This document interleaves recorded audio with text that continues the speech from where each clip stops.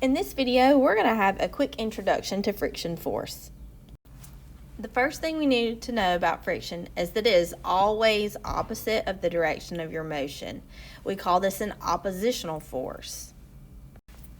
Here's a little car, and if I take this car and I make it go to the right, and we are moving this way, then that means that the friction force, if we have friction force, our friction has to be moving to the left because, again, friction always is opposite the direction of motion.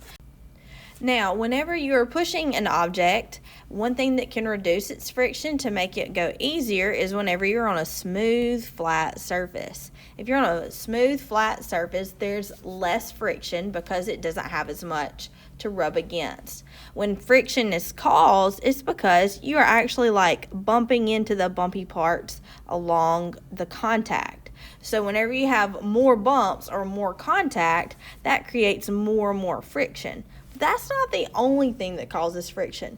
So if you were trying to push this box right here across, we put wheels on it to try and help. And if you were on grass, then it's going to roll pretty easy. But it would be way easier if you were on concrete. Now, something that would make it heavier is if I put a big load of heavy bricks or something like that on the inside. Now, if I hadn't changed the box itself, the only thing I did was add something else to it, this comes into friction, and this is where we get our friction equation. So our equation begins with friction force equals the coefficient of friction times the normal force. Now, here let's talk about each one of these individually. To begin, friction force is the force of friction, and that's what we're focusing on today. All forces are going to be measured in newtons. So the friction force is measured in newtons, but also the normal force must be measured in newtons. We need to figure out what is the unit for that mu. Mu is the symbol for the coefficient of friction. It's a Greek letter, so whenever you see it, it's like a U with a tail on the front. Whenever you try to rearrange to get the mu by itself, you would do the force of friction divided by the normal force to try and move this part to that side.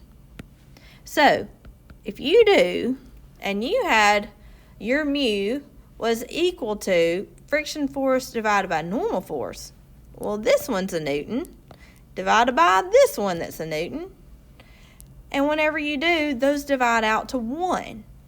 And there's no units anymore. So here's your thing. Coefficient of friction actually has no unit.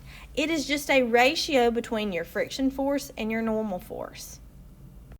So now let's back up and talk about what is the normal force. So we've talked about how friction force is the force that happens whenever something rubs against something else. And it's always going to be opposite the direction of its motion. Let's talk about what these other two letters are. So the normal force right here is going to be the force that is perpendicular to the surface that you are on. We've looked at this in a previous video, but again, the normal force is always going to be opposite the surface. So if we're looking at the friction force that's going to be pulling our car going side to side like this, if that's the direction we're pulling, our friction would be this way, but our normal force would be the one that's pulling us up or pushing us up in this case. So for us, the normal force on a flat surface is going to be opposite of its weight. Its weight is going to be balanced out with the ground. Going back to a previous video again, thinking about anytime you have a free body diagram, if your object is not moving up and down, that means that your forces had to be balanced. That's Newton's third law. And so if you've got the force of gravity pulling you down, also known as weight, then the force canceling that out so you're not falling through the ground, that's your normal force. So to find that normal force is what we would need, and how much that normal force is going to determine how big your friction is. So thinking about how this works one more time. If I had a box and it was sitting on the ground and you tried to push it this way, it would be kind of hard, and if you push it this way, that would be your applied force, but the friction force would be what's pushing it back. And so if you push it against on the ground, you're going to have some friction. To make it easier though, we can put that box on wheels, which reduces the friction. And whenever we do, if we push it that way, your friction force is still going to be pushing this way.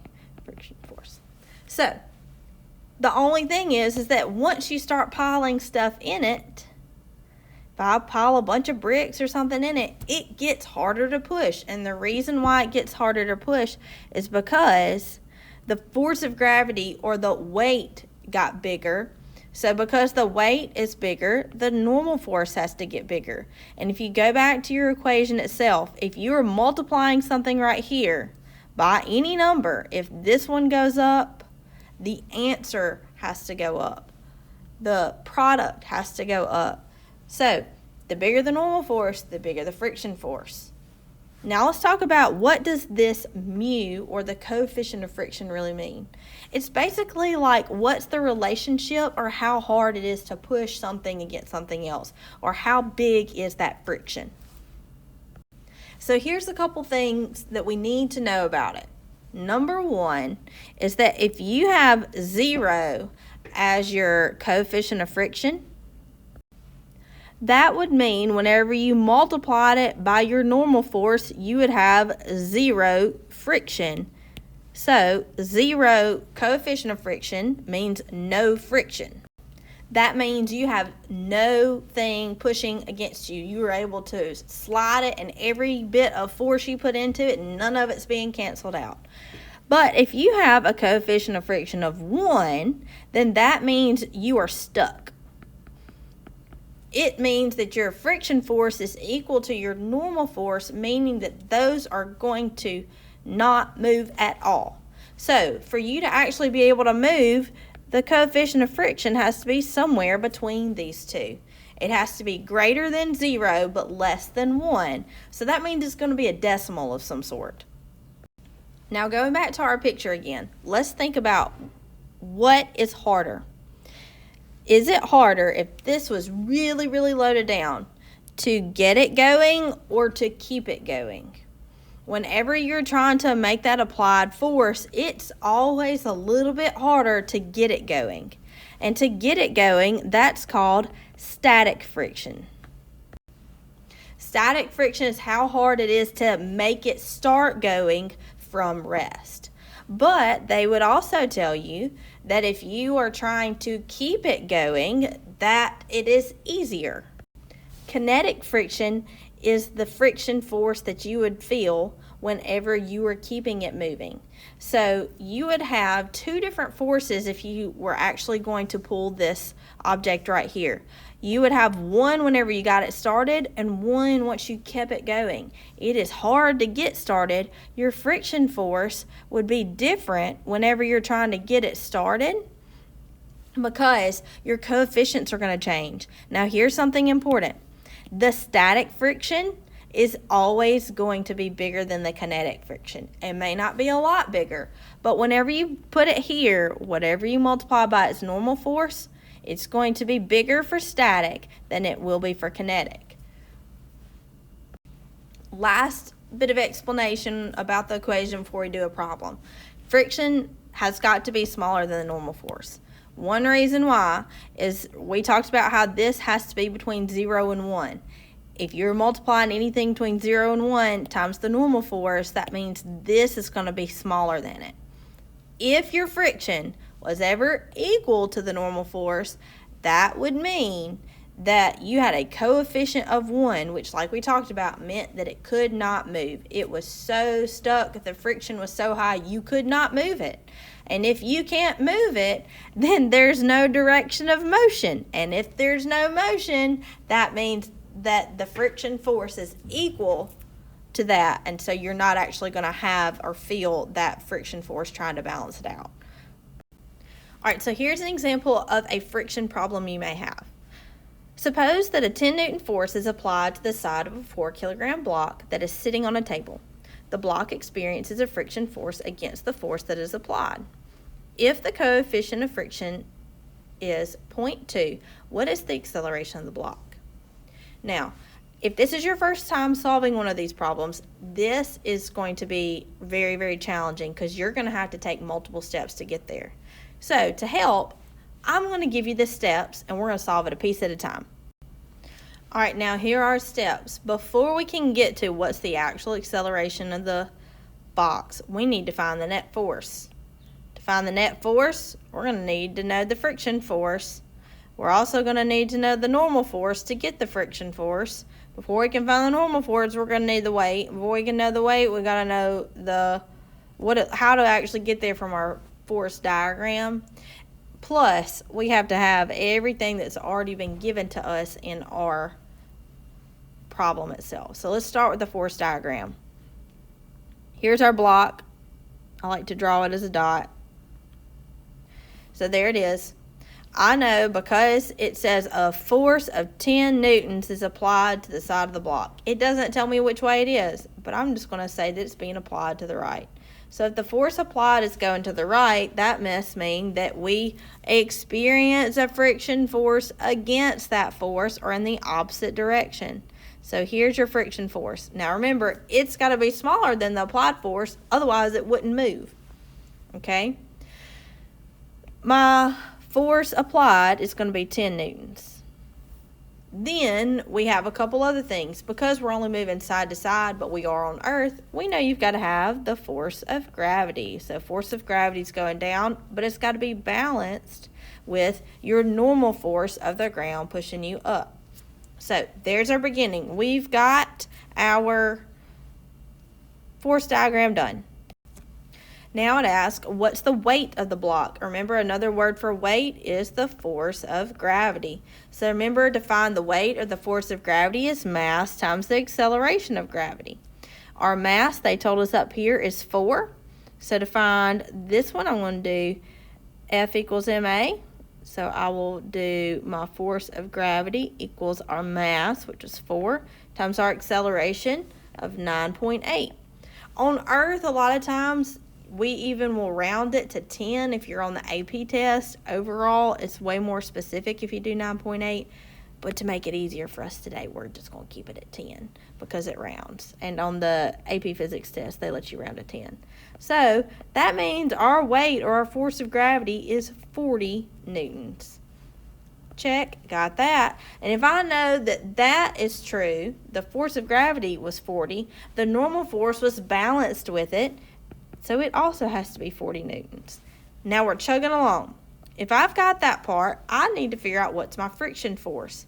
Remember, friction force, we said earlier, was the coefficient of friction times your normal force. I've got my normal. It was 40. But then I also have my coefficient of friction that they told me up here, which was 0.2. So 0.2 times 40 is 8. So my friction force is 8 newtons. All right, working our way through. Now that I have all of my numbers on my force diagram, I can decide what is the actual net force. Remember, your net force is symbolized with the sigma. It means whenever you add them all up. And if I have 40 going up and 40 going down, those balance each other out. But if I have 8 pulling to the left and 10 pulling to the right, that means one of these has to be negative, and usually you would do the right minus the left because the left is negative. So 10 minus 8 is a net force of 2 newtons to the right. Once I have that, 2 newtons to the right, I'm almost done. What is the acceleration? Going back to Newton's second law, force equals mass times acceleration. I'm looking for the net overall acceleration. So, my net force was 2. I'm going to put a 2. Equals. My mass, they told me, was 4. 4 kilograms. So, to solve for my acceleration, divide both sides by 4. and you get your acceleration is 0.5, and acceleration is going to be in meters per second squared. Ta-da! So, again, it started as a problem that seemed impossible unless you can follow the steps. Now, if you have never done it before, always, always, always start by drawing the force diagram. Even if you've done 1,000 of these, start by drawing the force diagram.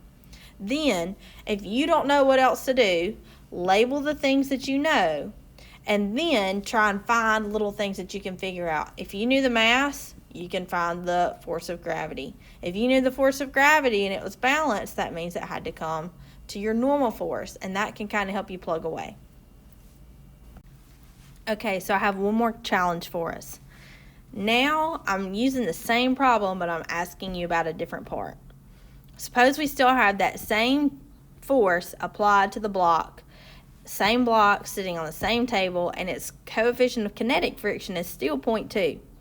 What would be the value of the coefficient of static friction for the block to remain motionless? So let's think about what that means. If it's going to remain motionless, then that means it's got to be balanced forces.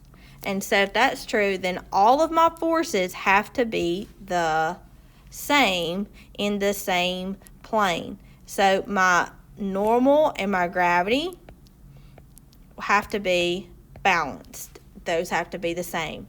But also, that means my friction force has to be equal to my applied force. Now, we told ourselves a second ago that the applied force was 10. So now, the friction force would also have to be 10. Because, again, we knew it had to be balanced because it's remaining motionless. So there's going to be 0 acceleration. Your net acceleration has to be 0 here. Whenever that happens. We've figured out earlier to find the force of gravity. It was mass times acceleration. Our mass was 40. Our acceleration on Earth, for gravity, we're going to call it 10 because it's really 9.8, but we're rounding. And so you get your force of gravity to equal 40 newtons. If the force of gravity is 40, then our normal force is also 40 newtons. All right, so we're going to go back to the same friction equation that we've been talking about this time up here. We're going to take it, friction force equals coefficient of friction times our normal force. So if I plug in my numbers, then I can put it in now, or you can rearrange with just the equation. I need to get my coefficient of friction by itself, so I want to divide by normal force on both sides. And I'm left with the coefficient of friction is my friction force, over my normal force. Friction force was 10. Again, because I have it over here, it had to be balanced, so it's right there. So I've got 10 over 40, which turns into 0.25 as my coefficient of static friction. Remember, this is your static friction because you ain't moving yet. So do you see how also right now, whenever we found it, our static friction was less than the coefficient of kinetic friction? Not a whole lot less, but it was less. So that means they're almost pushing enough, but just not quite enough. So this is just a couple ways that you can apply your friction force. You may have to see it in the free body diagrams. But if you can get this basic idea start, you will be ready to roll.